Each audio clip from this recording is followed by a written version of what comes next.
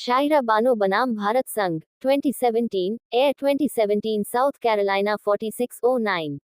शायरा Bano case भारतीय न्यायपालिका के इतिहास में एक ऐतिहासिक फैसला है जिसने 3 तलाक, ट्रिपल तलाक या तलाक-ए-बिदअत की प्रथा को असंवैधानिक घोषित कर दिया।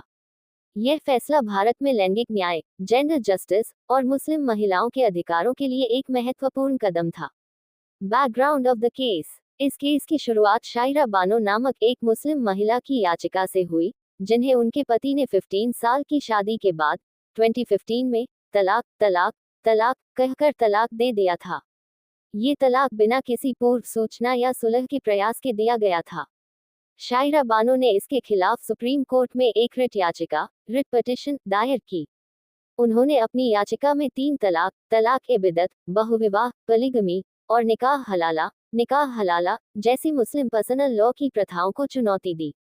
उनका तर्क था कि ये प्रथाएं भारतीय संविधान के तहत गारंटीकृत उनके फंडामेंटल राइट्स जैसे अनुच्छेद 14, आर्टिकल 14, कानून के समक्ष समानता, इक्वालिटी बिफोर लॉ, अनुच्छेद 15, आर्टिकल 15, धर्म, जाति, लिंग या जन्मस्थान के आधार पर भेदभाव का निषेध, prohibition of discrimination on grounds of religion, race, caste, sex और प्लेस ऑफ बर्थ, अनुच्छेद 21, आर्टिकल 21, जीवन और व्यक्तिगत स्वतंत्रता का अधिकार, right to life and personal liberty का उल्लंघन करती हैं। Supreme court's verdict. इस मामले की सुनवाई 5 जजों की संविधान पीठ ने की, जिसमें विभिन्न धर्मों के जज शामिल थे। Chief justice JS.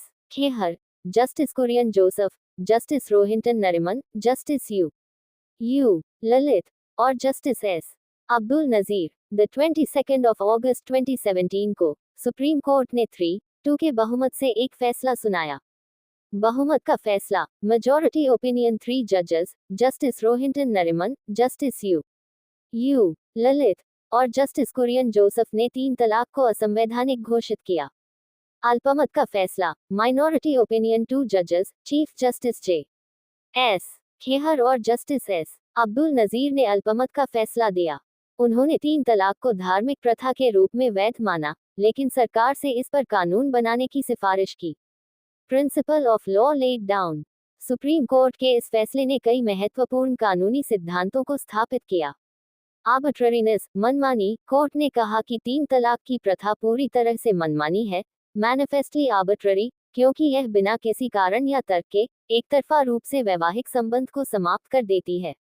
ये प्रथा मुस्लिम महिलाओं को अनिश्चितता और असुरक्षा की स्थिति में रखती है। यह मनमानी होने के कारण संविधान के अनुच्छेद 14 का उल्लंघन करती है।